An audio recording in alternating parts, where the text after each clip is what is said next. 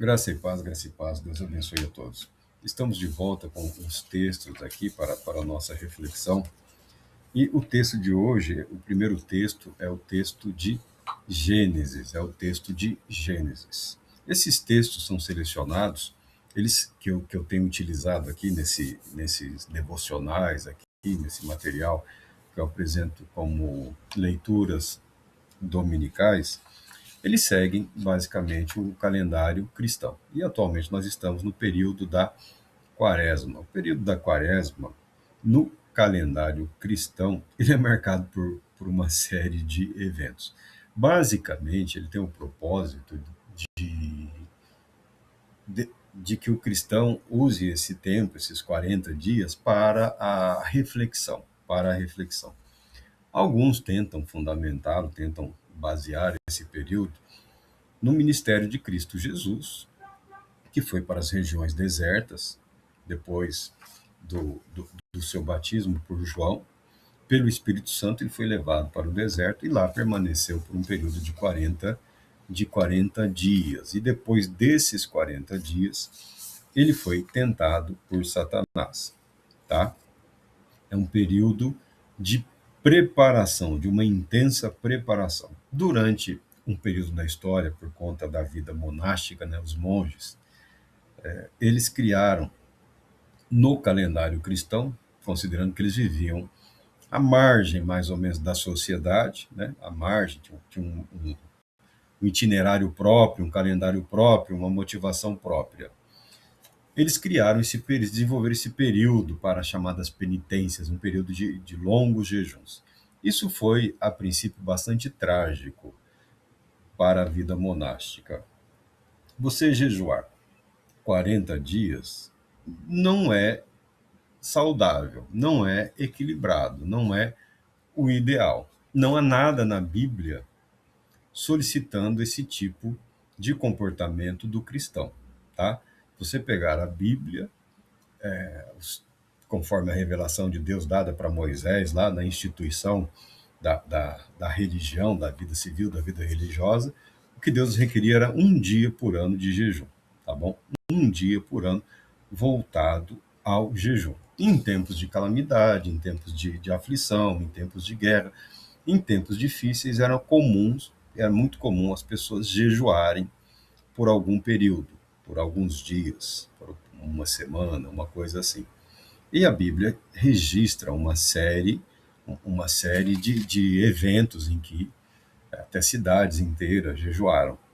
Então a Bíblia não fala necessariamente contra o jejum, mas a legislação, a orientação de Moisés era para que, por conta da vida religiosa, um dia por ano seria o dia da aflição, o dia do jejum de todo o povo, de toda a nação. Quando os monges quiseram trazer para a vida monástica elementos, as pessoas sempre falam que elementos bíblicos, né?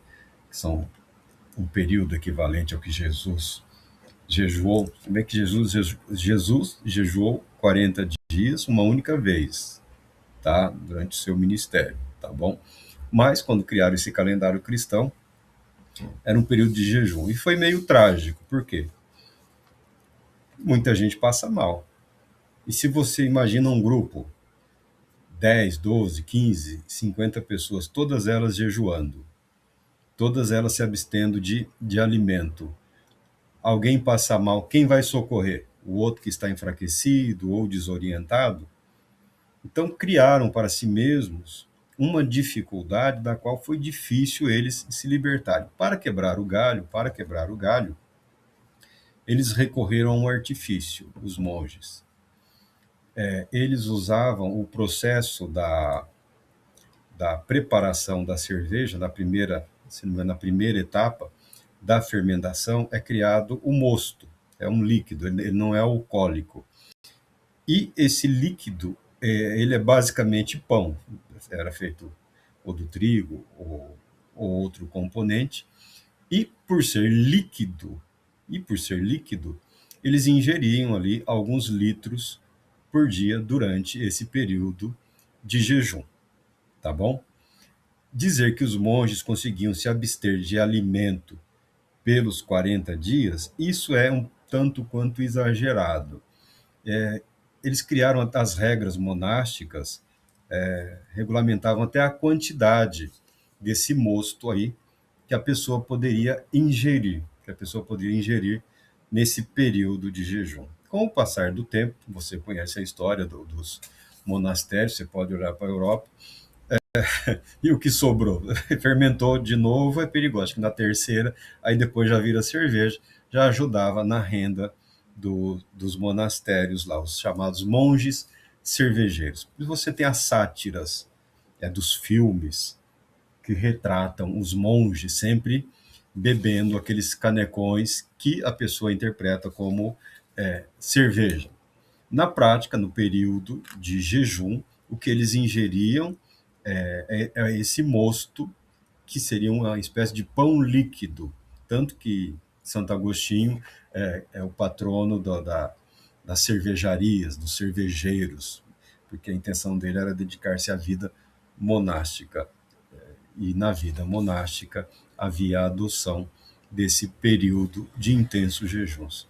Então, para evitar a tragédia de um grande número de pessoas adoecendo, passando mal, ou até mesmo morrendo devido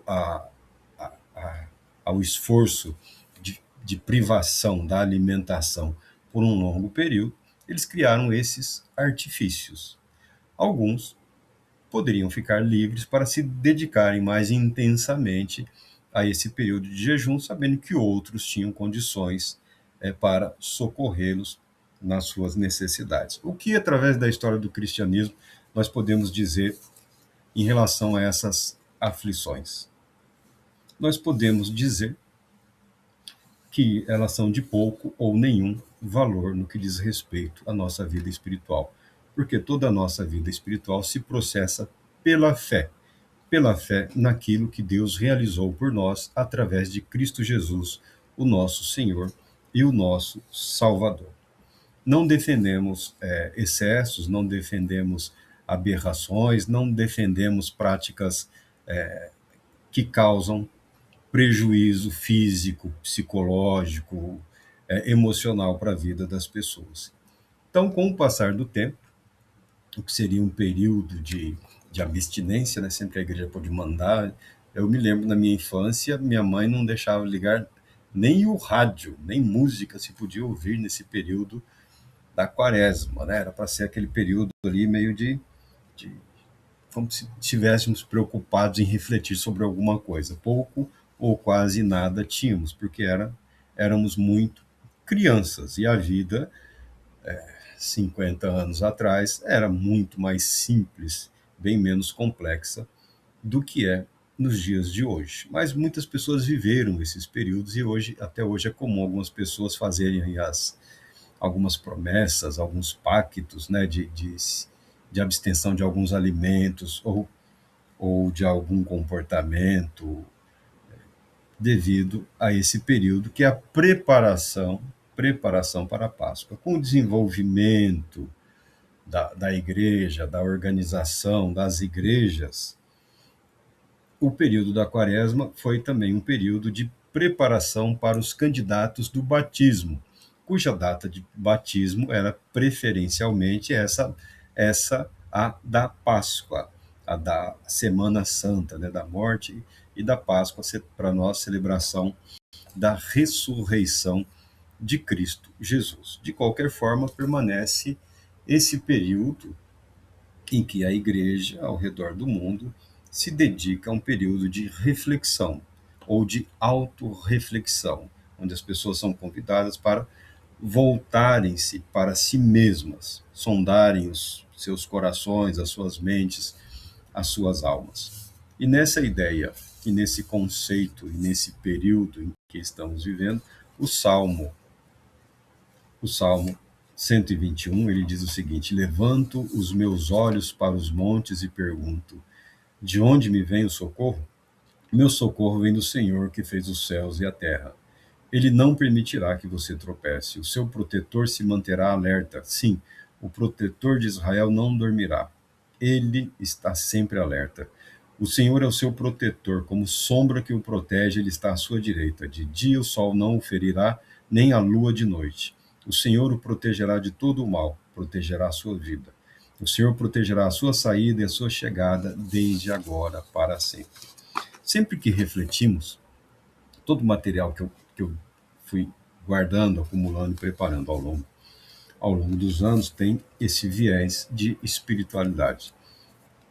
Toda vez que nós nos voltamos para nós mesmos, se formos honestos, se quisermos ser honestos, chegaremos invariavelmente à conclusão de que estamos abaixo ou aquém daquilo que foi estabelecido por Deus. Por mais que nos esforcemos, por mais que nos dedicamos, não conseguimos suprir na nossa vida de uma forma tão intensa todos os valores, todos os princípios, todas as práticas, todo o viver que a palavra de Deus nos convida. Pela fé, nós compreendemos que essa capacitação e essa superação vem do próprio Deus, que em Cristo Jesus nos resgatou do poder do pecado e que enviou seu Espírito para nos renovar, nos regenerar, nos justificar, de uma forma simples, nos conscientizar de que, se dependermos de nós mesmos, sempre fracassaremos. Dependendo e confiando em Deus, recebemos o perdão e a capacitação de Deus para seguirmos em frente, para seguirmos adiante, celebrando não o eu, mas celebrando o viver em Deus, celebrando o viver pela fé em Cristo Jesus. E quando falamos de fé, não tem como não falar de Abraão. Abraão, a bênção de Deus sobre Abraão. Então o Senhor disse a Abraão: sai da tua terra, da tua parentela e da casa de teu pai, e vai para a terra que eu te mostrarei. Farei de ti uma grande nação e te abençoarei e engrandecerei teu nome, para que sejas uma bênção. Abençoarei os que te abençoarem e amaldiçoarei os que te amaldiçoarem. Em ti serão benditas todas as famílias da terra. Então Abraão partiu, como o Senhor lhe havia ordenado, e Ló, seu sobrinho, foi com ele. Ló significa não. O nome do sobrinho de Abrão é Ló. Eu tenho comigo aqui, na minha frente. Você pode procurar na internet, eles disponibilizam todos esses mapinhas. Não que eu não confie, mas eu tenho o material e eu faço questão, eu tenho o Atlas bíblico aqui, eu tenho aqui Ur dos Caldeus, a cidade de onde Abraão saiu com a família. Se fosse para localizar hoje, ficaria no sul do Iraque, tá bom? No sul da região Iraque. Então, Abraão passou ali pela Babilônia, continuou, deve provavelmente ter passado por... chegou até Harã, e de Harã foi onde ele se estabeleceu com o pai e com toda a família.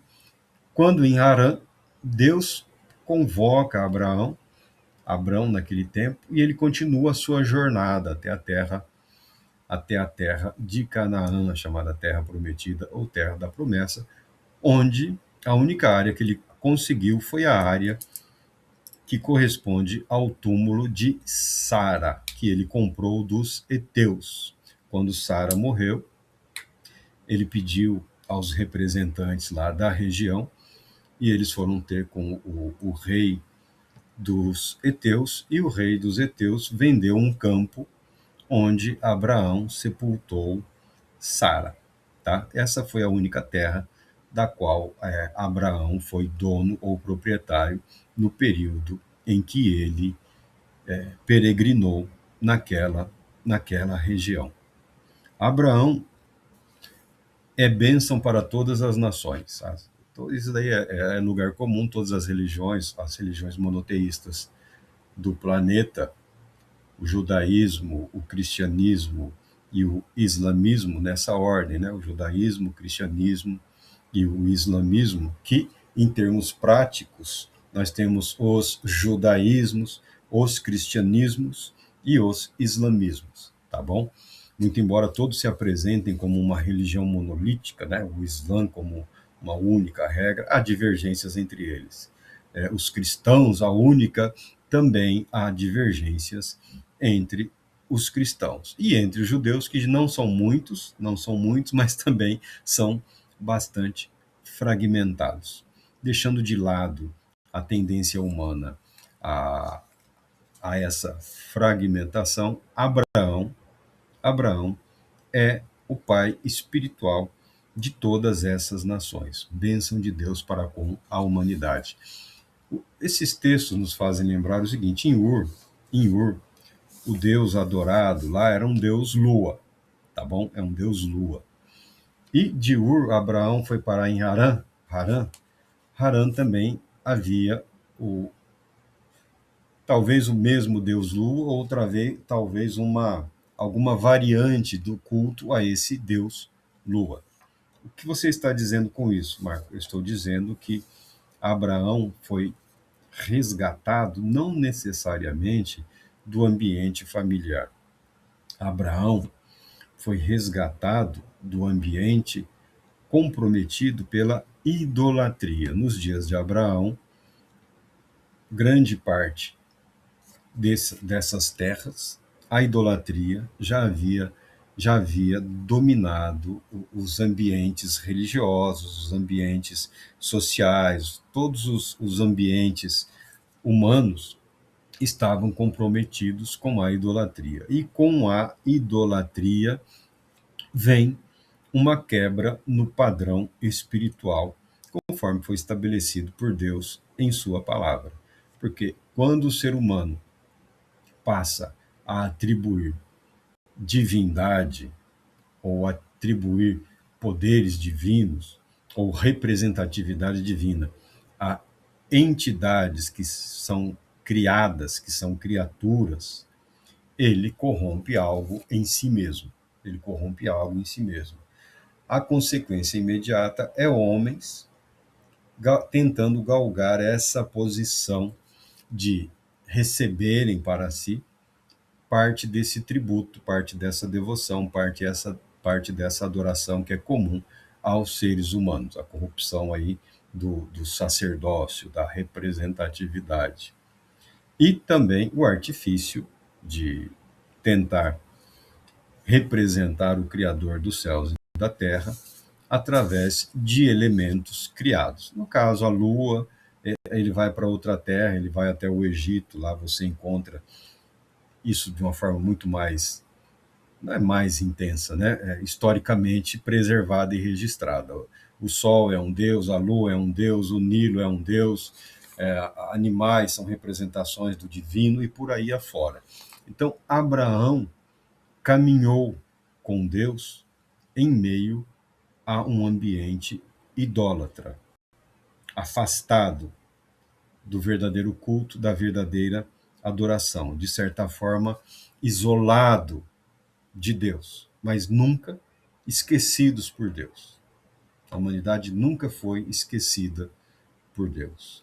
E Deus retirar Abraão desse ambiente, preparando-o ao longo dos anos, para que através dele ele desse sequência a uma promessa que já havia sido feita lá no Jardim do Éden para o próprio Adão e para Eva. Isso é algo bastante confortante. Esse que clama junto com o salmista: levanto os meus olhos para os montes e me pergunto de onde me virá o socorro. O nosso socorro vem do Senhor, o Criador dos céus e da terra. Nele nós devemos depositar a nossa confiança, porque ele é fiel. Deus jamais se esqueceu, Deus jamais abandonou a sua criação. Essa é a narrativa bíblica. Essa é a história contada pela Bíblia. Em alguns momentos, as pessoas se deixam envolver por questões pessoais, políticas ou nacionais e se confundem. Ah, o Deus de Abraão é o nosso Deus. É o nosso Deus. É o Deus de toda a humanidade. É o Deus que não abandonou a humanidade no seu pecado, nos seus muitos fracassos, e nesse ambiente de pecado, nesse ambiente de fracasso, ele e resgata ali um indivíduo com toda a sua família, preservando aquela vida, aquela mente e insistindo em que a história de Deus, o Criador dos céus e da terra, continuasse sendo contada, continuasse preservada através de um vaso de barro, que era Abraão, um homem como todos os homens do seu dia, dos seus dias, tá bom? Há uma vida extraordinária tocada pelo Deus Todo-Poderoso, movido, movimentado através da geografia, através das capitais do mundo, naquela região e naquela época, conduzido até um lugar onde Deus falou: será aqui, será nesta terra. E daquela terra ele conseguiu somente uma sepultura. Mas enquanto viveu, ele acreditou que Deus é fiel para cumprir absolutamente tudo o que prometeu. É essa a herança que Abraão deixa para a humanidade. Deus é fiel. Deus tem cumprido absolutamente tudo que ele prometeu. E a fidelidade de Deus, com toda certeza, alcançará as nossas vidas. Deus Todo-Poderoso te